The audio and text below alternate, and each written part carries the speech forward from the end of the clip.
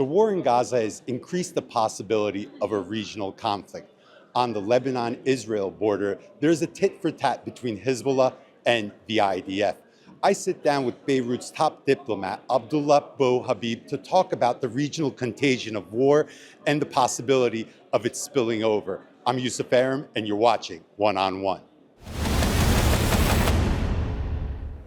Lebanon's top diplomat, Abdallah Bou Habib, thank you for joining me on One on One.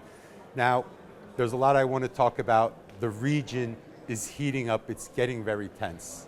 And before I talk about Lebanon-specific questions, I want to get your view on what's happening with the war on Gaza. How is Lebanon viewing it? How is the leadership in Beirut viewing it? Well, after October 7, the West has given Israel, as self-defense, a license to kill. And now they cannot take the license from Israel. So it continues to kill, it continues to destroy. We have something like 20,000 orphans, over 30,000 killed, destroyed all houses.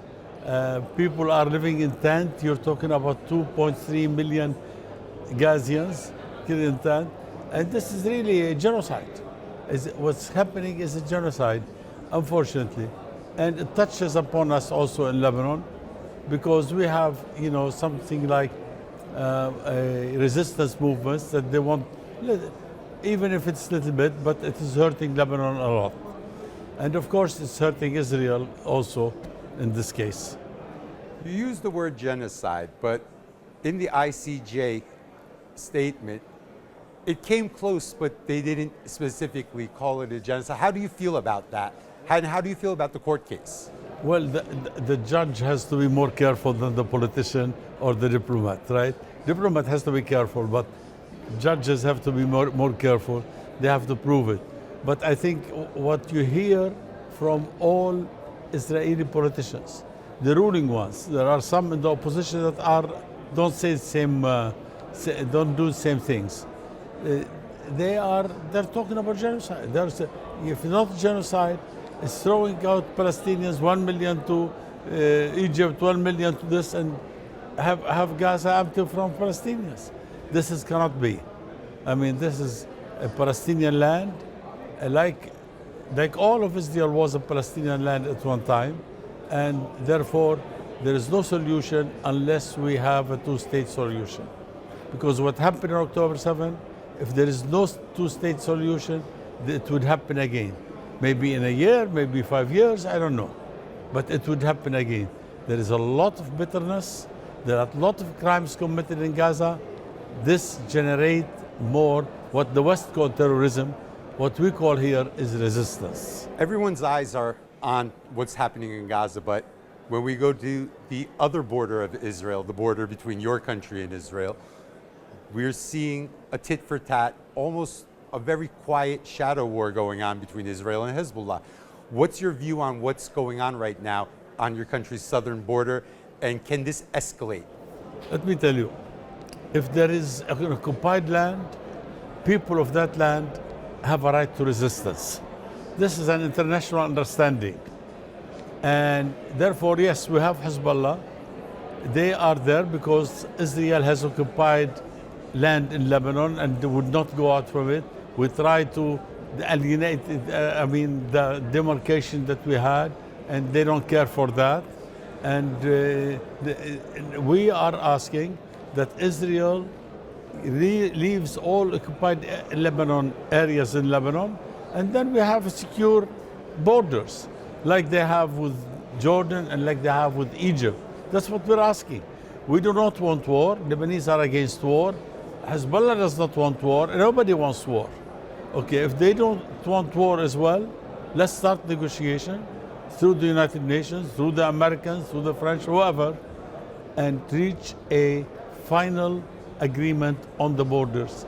Then they can do anything they want within their country, and same for us. So there wouldn't be any skirmishes or otherwise. If this tit-for-tat escalates and does turn into a war where Israel is targeting Hezbollah, from your perspective, is this an Israel-Hezbollah war or is this an Israel-Lebanon war? Will you feel ownership to protect the country as well? Look, we as a government do not want war. We don't like the war. Lebanese don't like the war. But if we have to defend our dignity and our sovereignty. And I think it wouldn't be Hezbollah fighting alone. There would be groups from Iraq, resistance groups from Iraq, from Syria, all from Yemen. They're all fighting in this regard. So it's not going to be a picnic for Israel to fight Lebanon. They know that. They've been there before many times. 78 they got in, 82 they got in, other years they used to get in. At the end they left Lebanon running away, leaving their allies. Okay, leaving their allies to be taken by their enemies. So anyway, I don't think it's a picnic for Israel, and I think many countries in the world, like the Americans, are wising them up. Don't do that. You mentioned Yemen and escalation in Syria, escalation in Iraq, possible escalation with Iran as well. How concerned are you that this could turn into a real regional war with multiple actors? Are we close to that? I think it all depends on Israel. If Israel wants to try its chance in Lebanon, because you have a government in Israel that cannot live without a war. If one day without a war and the whole government will collapse, and maybe they go to jail, who knows? I mean, it's up to the Israelis to decide. But in our case, it is Israel that will decide that. And we hope they'll wise up, and the advice given by their friendly countries, I think they should listen to. The French recently have been working on a proposal for de-escalation. What are your thoughts on the terms of that proposal? We're going to answer the French next week. There are some good ideas, and there are some ideas that we like to change, and we're going to answer them. Hopefully next week we will have an answer for them. I promised the French that next week I'll see the ambassador and present them to answer. Let's say inshallah.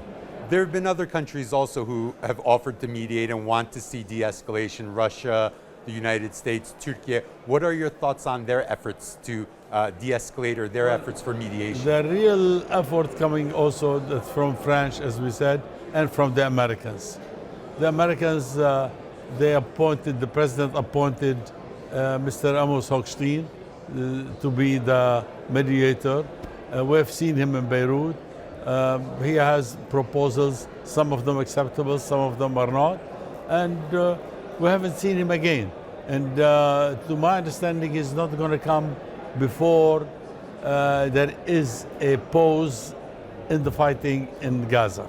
I also want to talk about Lebanon's maritime territory. Obviously very, very important. Lebanon wants to be able to harness the economic power of its oceans, whether it be trying to discover oil and gas, fishing. But Lebanon says that it's unable to do this because of Israeli encroachment.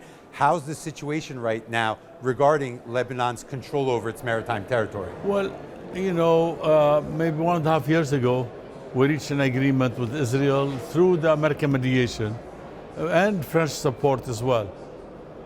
Until now, I mean, the companies which is, you know, started to look for oil. Until now, we don't have the final results. And hopefully, there isn't a pressure on them, international pressure, to stop doing that, to stop the excavation. So we're working on it. My colleague, the Minister of Energy, is working on it. Hopefully, he will succeed. There's many countries that very strongly and closely support Lebanon. Saudi Arabia is one of them, strong financial support. Iran's another country that strongly supports Lebanon. How do you balance two countries that strongly support you, but together they don't have the warmest relationship? It must be a tough situation for a top diplomat like yourself. One foreign minister from the region, I'm not going to mention his name, asked me, how can two countries, Lebanon and Israel, don't talk to each other, reach an agreement on the maritime border? Now, no, between Saudi Arabia and Iran, there is communication, very strong communication, and and coordination, I would say. I don't know how far it is going, but there is something like that. And so it's not like we don't have a problem with that, but I don't think neither the Saudis nor the Iranians get involved too much in the Lebanese domestic problems. So there is no problem really. We haven't seen any problem. They may follow policies that differ from each other, and they say it, but it doesn't mean that there is animosity between them. Now, we're almost at the half-year mark of the war in Gaza, and we've seen the Arab world, the Muslim world, try to come together, try to come with a solution, try to de-escalate the situation. When you look back at these efforts, how do you view the Muslim world and the Arab world's unity? Has it satisfied you, or do you feel that it's still fragmented and they haven't been able to put forth a unified front? Verbally, I mean, we had a summit, an Arab Islamic summit in Riyadh, a long time ago. And the statement that came, very good, but it has no teeth.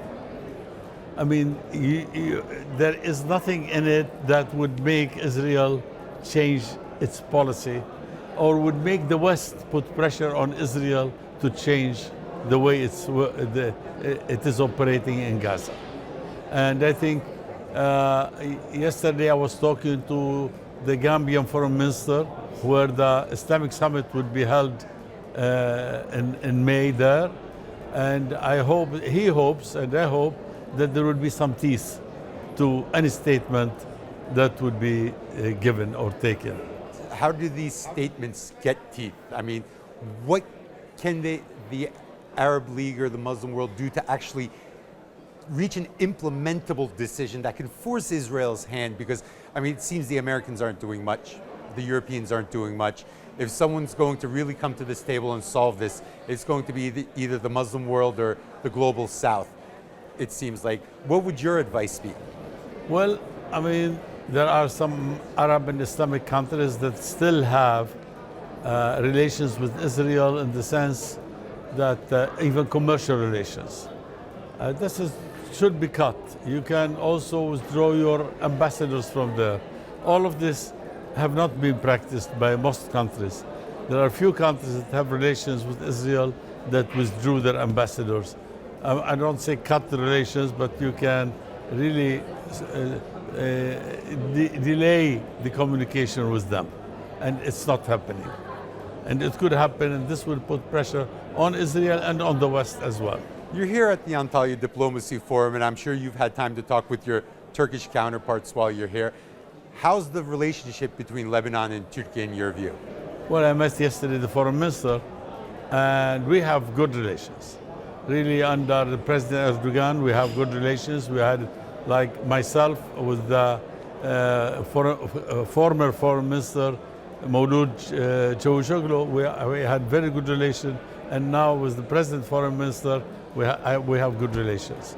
He visited Beirut. We meet all over. We met yesterday, and we meet every time there is a conference like this, we meet. Beirut's top diplomat, Abdallah Bou Habib, thank you very much for joining me on One on One. Thank you very much.